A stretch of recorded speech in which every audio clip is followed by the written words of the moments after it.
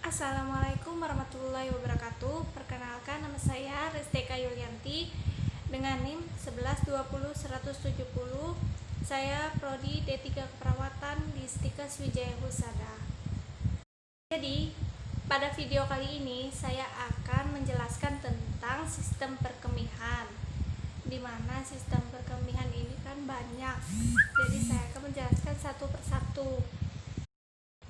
Jadi kita mulai dari pengertiannya terlebih dahulu. Jadi sistem perkemihan ini adalah suatu sistem di mana terjadinya proses penyaringan darah sehingga darah bebas dari zat-zat yang tidak dipergunakan oleh tubuh dan menyerap zat-zat yang masih dipergunakan oleh tubuh.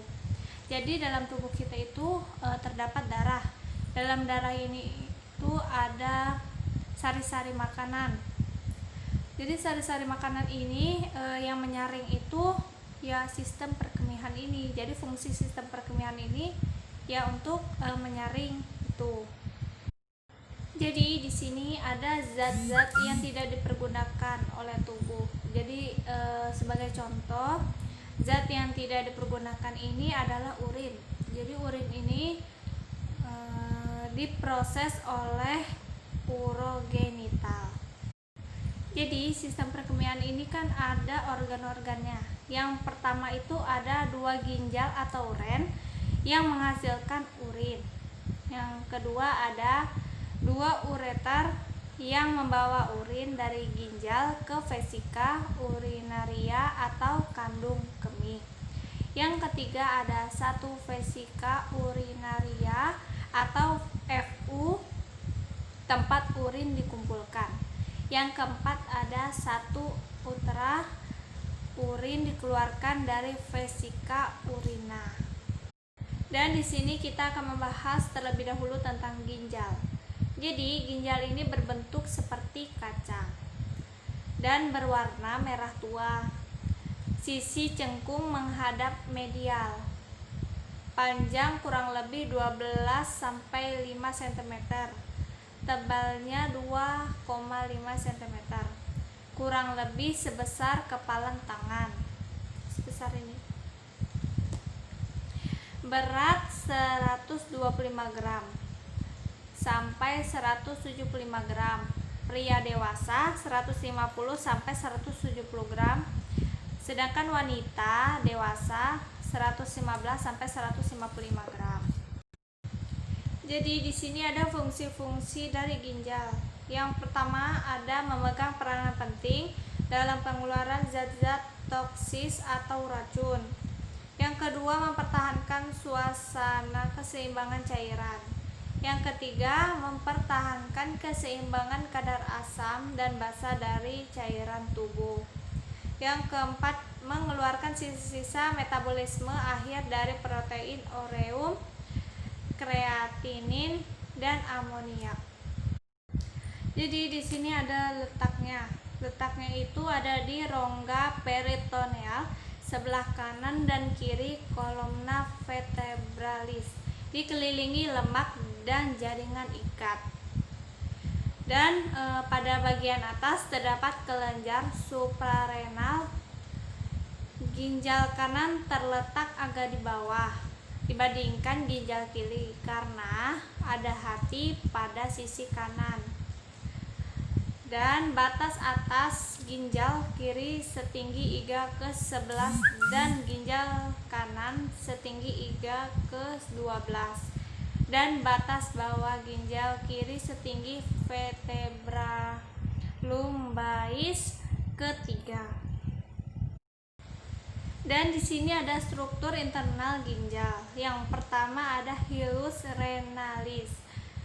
Hilus renalis ini adalah tingkat kecengkungan tepi medial ginjal sebagai tempat struktur pembuluh darah, sistem limfatik, saraf, ureter menuju dan meninggalkan ginjal. Yang kedua ada sinus realis. Jadi sinus realis ini adalah rongga berisi lemak yang membuka pada hilus sebagai jalan masuk dan keluar ureter, vena, dan arteri renalis saraf dan simpatik. Yang ketiga ada pelvis renalis. Jadi pelvis renalis ini adalah perluasan ujung proksimal ureter. Nah, selanjutnya di sini ada struktur internal ginjal. Kan yang pertama ada parenkim renalis. Jadi parenkim renalis ini ada jaringan ginjal yang menyelubungi struktur ginjal. Jadi di dalamnya itu terbagi atas mendula dan korteks. Jadi yang pertama kan ada mendula. Jadi mendula ini terdiri dari massa trianguler yang disebut piramida ginjal. Dan ada korteks.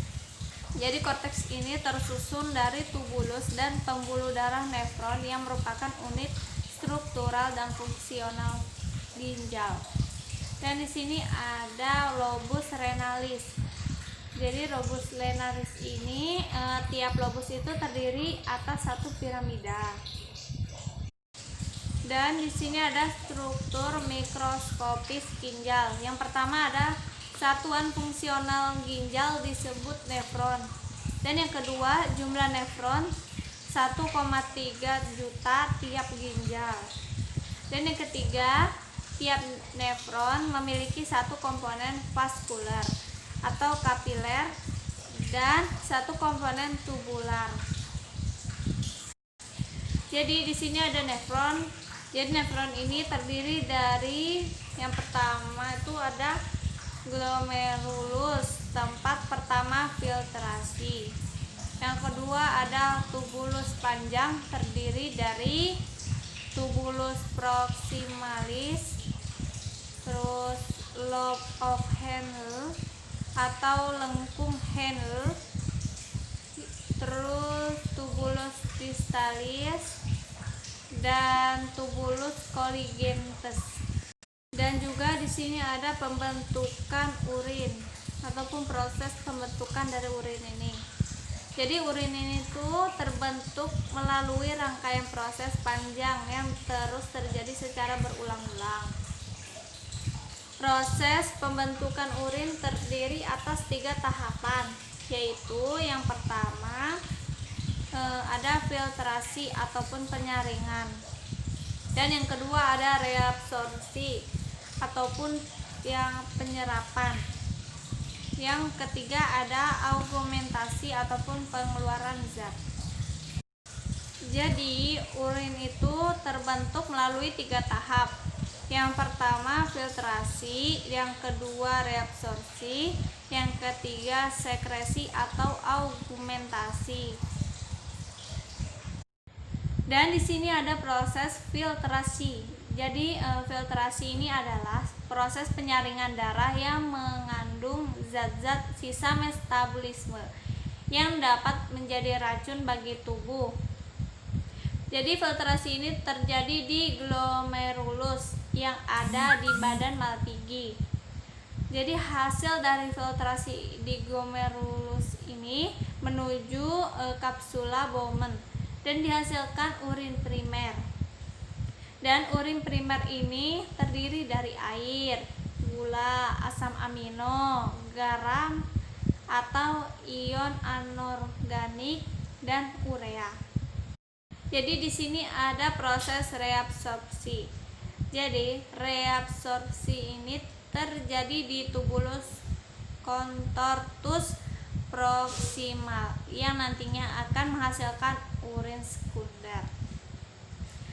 Jadi urin primer yang terkumpul di kapsula Bowman masuk ke dalam tubulus contortus proximal dan terjadi reabsorpsi. Pada proses ini terjadi proses penyerapan kembali zat-zat yang masih berguna bagi tubuh oleh dinding-dinding tubulus, lalu masuk ke pembuluh darah yang mengelilingi tubulus. Dan zat-zat yang diserap kembali oleh darah antara lain ada glukosa, asam amino, dan ion-ion anorganik seperti Na+, Ka+, dan Ca2+. Dan hasil dari reabsorpsi urin primer ini adalah urin sekunder yang mengandung sisa limbah nitrogen dan urea. Jadi sistem sekunder ini masuk ke lengkung Henle. Pada tahap ini terjadi osmosis air di lengkung Henle descendant sehingga volume urin sekunder berkurang dan menjadi pekat. Ketika urin sekunder mencapai lengkung Henle ascendant, garam Na+ dipompa keluar dari tubulus sehingga urin menjadi lebih pekat dan volume urin tetap. Dan di sini juga ada proses augmentasi. Jadi proses ini dari lengkung Henle ascendant, urin sekunder akan masuk ke tubulus distal atau masuk tahap augmentasi atau pengumpulan zat-zat yang tidak dibutuhkan lagi oleh tubuh. Terus sisa zat yang dikeluarkan oleh pembuluh kapiler adalah ion hidrogen ataupun H+, ion kalium ataupun K+, NH3 dan kreatinin. Pengeluaran ion H+ ini membantu menjaga pH yang tetap dalam darah. Selama melewati tubulus distal, urin banyak kehilangan air sehingga konsentrasi urin makin pekat. Selanjutnya, urin memasuki pelvis renali. Sekian video kali ini, semoga bermanfaat dan berguna. Terima kasih banyak sudah menonton sampai akhir. Assalamualaikum warahmatullahi wabarakatuh.